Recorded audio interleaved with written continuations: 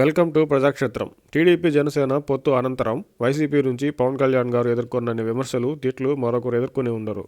అదే సమయంలో టీడీపీ నాయకులు, టీడీపీ మద్దతు మీడియా జనసేన బలాన్ని తక్కువగా చూపే యత్నాలు, కొందరు టీడీపీ నాయకుల అవసరం లేని వ్యాఖ్యానాలు, మరోవైపు జనసేన శ్రేణుల నుంచి ఒత్తిడి, ఇలా అన్నింటినీ తట్టుకుంటూనే వైసీపీని గెలవనివ్వకూడదని, ప్రతిపక్ష ఓటు చేయకూడదు అని పవన్ కళ్యాణ్ గారు తగ్గి ఉన్నారని మనం ప్రజాక్షేత్రంలో 2 రోజుల క్రితం చెప్పిందే. పవన్ కళ్యాణ్ గారు సైతం అదే విషయాన్ని గణతంత్ర దినోత్సవ స్పీచ్లో స్పష్టంగా చెప్పారు. కొందరు టీడీపీ నాయకులు అనవసరంగా మాట్లాడుతున్నారని, పొత్తు ధర్మం పాటించకుండా టీడీపీ 2 స్థానాల్లో అభ్యర్థులను ప్రకటించడం ముమ్మాటికి తప్పేనని, అయినప్పటికీ పొత్తులో ఒక మాట అటు ఇటు ఉన్నా పొత్తులోనే కొనసాగుతామని పవన్ కళ్యాణ్ గారు చెప్పడం ఒక రకంగా టీడీపీకి చిన్న హెచ్చరిక లాంటిదే.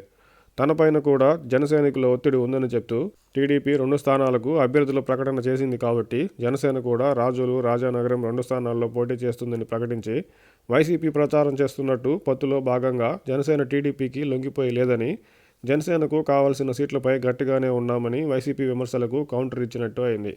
ఇప్పటికైనా టీడీపీ నేతలు పొత్తు ధర్మానికి, మిత్రధర్మానికి కట్టుబడి సంయమనం పాటిస్తారో, టీడీపీ జనసేన పొత్తుకు మరిన్ని డేంజర్ బెల్స్ మోగిస్తూనే ఉంటారో చూడాలి.